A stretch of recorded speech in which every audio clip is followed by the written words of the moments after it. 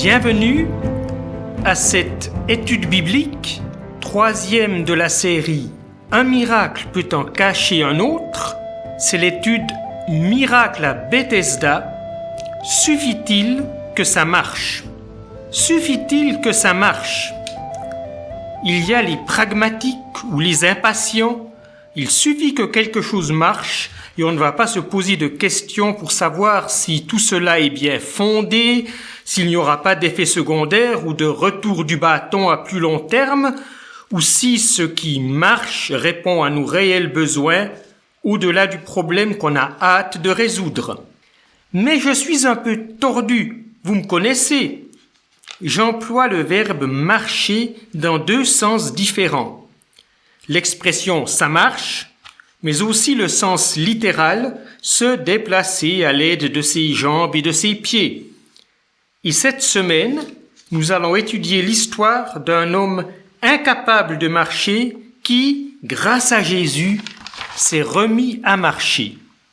C'est dans l'Évangile selon Jean, au chapitre 5, et c'est le troisième des 7 miracles de Jésus racontés par Jean, le troisième des 7 signes, pour parler comme l'évangéliste, ces miracles qui en cachent un autre, moins évident, moins visible.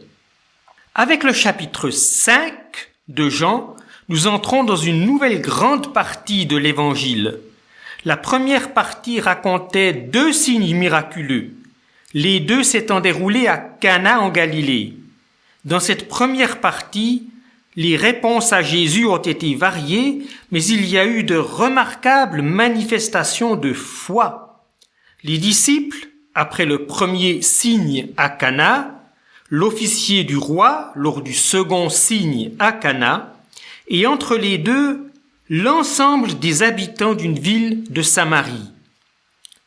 À partir du chapitre 5, Jésus fait face à une incrédulité croissante.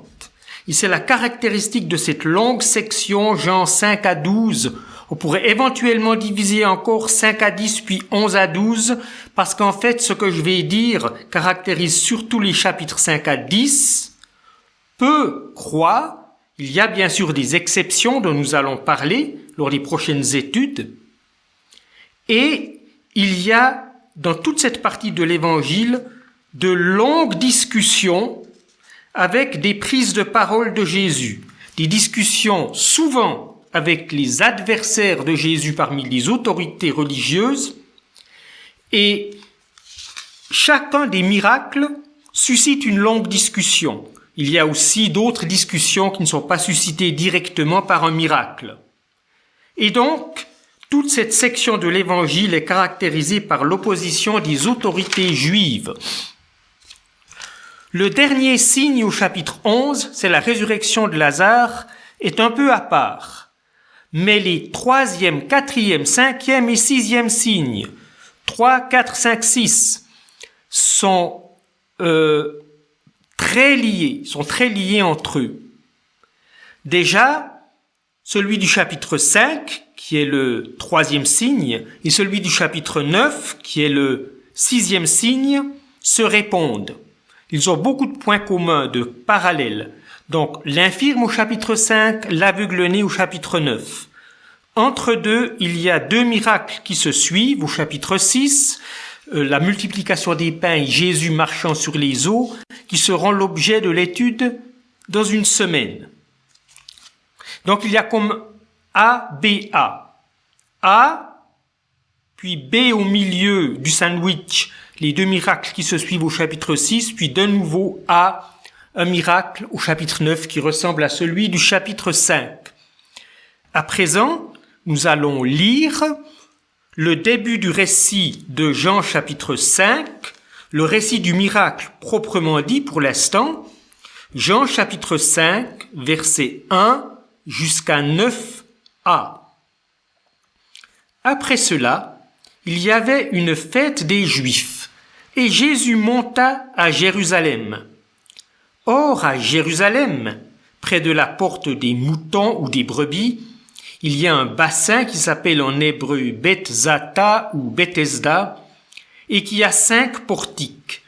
Sous ces portiques étaient couchés une multitude de malades, d'aveugles, d'infirmes, d'estropiés. Là se trouvait un homme malade depuis 38 ans. Jésus le vit couché et, sachant qu'il était déjà là depuis longtemps, il lui dit « Veux-tu retrouver la santé ?» Le malade lui répondit « Seigneur, je n'ai personne pour me mettre dans le bassin quand l'eau est agitée. Pendant que moi je viens, un autre descend avant moi. » Jésus lui dit « Lève-toi, prends ton grabat ou ta natte et marche. » Aussitôt l'homme retrouva la santé. Il prit sa natte, son grabat, et se mit à marcher.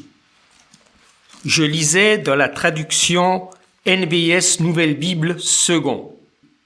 Cela introduit la première partie de cette étude, un homme debout. Comme dans tous les récits de miracles des évangiles, sauf le premier qui a eu lieu à Cana, Jésus est nommé en premier, verset 1. Après cela, il y avait une fête des Juifs et Jésus monta à Jérusalem. Mais remarquez qu'on nous dit juste qu'il est arrivé en ville de Jérusalem. Puis le lieu précis est décrit près de la porte des brebis, donc juste au nord du temple, une piscine, un plan d'eau nommé Bethesda ou Bethzata selon les manuscrits. S'y rassemble une foule de malades qui espèrent la guérison grâce à l'eau. Mais l'évangéliste ne raconte pas directement l'entrée de Jésus sur le site de Bethesda ou Bethzata. Tout d'un coup, Jésus est là, aux côtés d'un homme malade depuis 38 ans. Verset 6. Jésus le vit couché et, sachant qu'il était déjà là depuis longtemps, il lui dit « Veux-tu retrouver la santé ?» Dans tout ce récit, la discrétion de Jésus sera soulignée jusqu'au moment où il sera confronté aux autorités juives hostiles et là, il leur répondra en public à découvert. Mais quand il opère le miracle, Jésus est hyper discret. D'ailleurs, plus loin, le miraculé ne pourra même pas dire qui est celui qui l'a guéri. Il ne connaît même pas son nom, le nom de son bienfaiteur.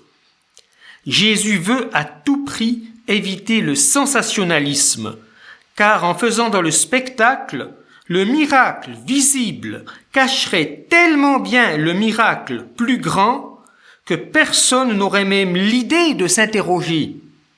Or, il faut que les gens aient l'occasion de rechercher le miracle derrière le miracle, même si beaucoup y restent aveugles. Mais revenons à l'infirme. Là se trouvait un homme malade depuis 38 ans. Verset 5. 38 ans sans bouger.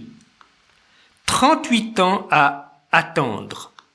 D'ailleurs, tous les malades sur ce site étaient des gens couchés. Verset 3. Sous ces portiques étaient couchés une multitude de malades, d'aveugles, d'infirmes, d'estropiés. Mais Jésus en voit un, cet infirme depuis 38 ans. Jésus le vit couché. Un homme couché, passif par la force des choses. Jésus va en faire un homme debout. Il va d'abord le mettre debout intérieurement en dialoguant avec lui. Il lui pose une question apparemment évidente. Veux-tu retrouver la santé? Quand on s'est habitué à une situation, même extrêmement invalidante, ce n'est justement pas évident de vouloir en sortir. Car en sortir, c'est une joie. Pour la plupart, c'est un espoir. Mais c'est aussi un défi. Comment vivre cette vie nouvelle, même si c'est la vie normale pour laquelle nous avons été créés? Toutes les habitudes quotidiennes vont changer. Signe extérieur de cela, le seul objet qu'il possède, son grabat ou sa natte, il ne sera plus couché dessus, mais il va le porter.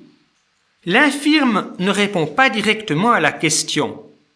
D'ailleurs, et c'est un parallèle intéressant avec l'aveugle-né au chapitre 9, ce sont les deux seuls récits de miracles de tous les évangiles où il n'y a pas de demande explicite de la part du malade.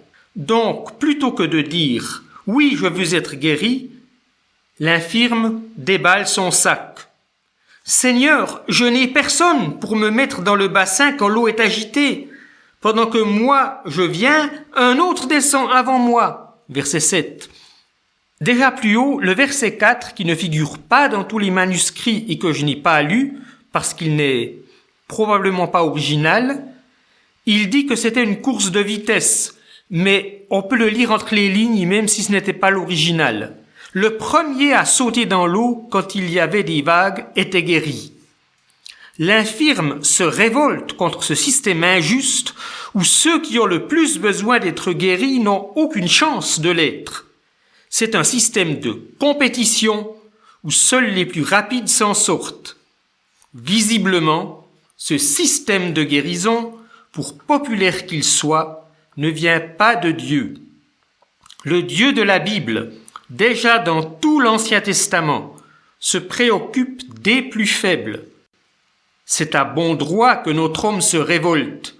Cette expression de révolte vaut-elle demande de guérison? En tout cas, Jésus lui dit « Lève-toi, prends ton grabat, ta natte, et marche. » Aussitôt, l'homme retrouva la santé. Il prit son grabat et se mit à marcher. Notre homme est désormais un homme debout, un homme en marche. Fini la résignation. Une nouvelle vie commence. Mais un miracle peut en cacher un autre, et une marche peut en cacher une autre. Ici, ce n'est plus à l'intérieur du récit de miracle qu'il faut chercher la dimension plus essentielle. La suite de l'histoire, après le miracle proprement dit, nous fait des signes avec des portes de grange pour nous dire que marcher physiquement, ça ne suffit pas. Car tout de suite, il y a des rebondissements. Et nous lisons l'épisode suivant, Jean 5, nous commençons de la seconde partie du verset 9 et nous lisons jusqu'au verset 15, toujours dans la Nouvelle Bible second. Or, c'était le sabbat ce jour-là. Les Juifs, c'est-à-dire les autorités, disaient donc à celui qui avait été guéri, « C'est le sabbat, il ne t'est pas permis de porter ton grabat. » Il leur répondit, « C'est celui qui m'a rendu la santé qui m'a dit, « Prends ton grabat et marche. » Ils lui demandèrent, « Qui est l'homme qui t'a dit, « Prends et marche » ?» Mais celui qui avait été guéri ne savait pas qui c'était, car Jésus s'était esquivé. En effet, il y avait foule en ce lieu. Après cela, Jésus le trouve dans le temple et lui dit, « Eh bien, tu as retrouvé la santé. Ne pêche plus de peur qu'il ne t'arrive quelque chose de pire. » L'homme s'en alla dire aux Juifs que c'était Jésus qui lui avait rendu la santé. Deuxième partie de cette étude. Suffit-il, alors c'est plus suffit-il que ça marche, c'est suffit-il que cet homme marche. Ce n'est qu'après la guérison que l'évangéliste mentionne un détail important. Or, c'était le sabbat ce jour-là. C'est un autre point commun avec le récit de l'aveugle-né au chapitre 9. Les deux miracles ont eu lieu un jour de sabbat et les deux fois, cela a provoqué une réaction en flèche des autorités religieuses juives. Les deux fois, c'est le miraculé qui se fait épingler. On reproche à l'ex-handicapé de porter son grabat, de porter sa natte. Verset 10, « C'est le sabbat, il ne t'est pas permis de porter ton grabat. » De quelle loi s'agit-il? Dans l'Ancien Testament, on rencontre l'interdiction de transporter des objets encombrants un jour de sabbat.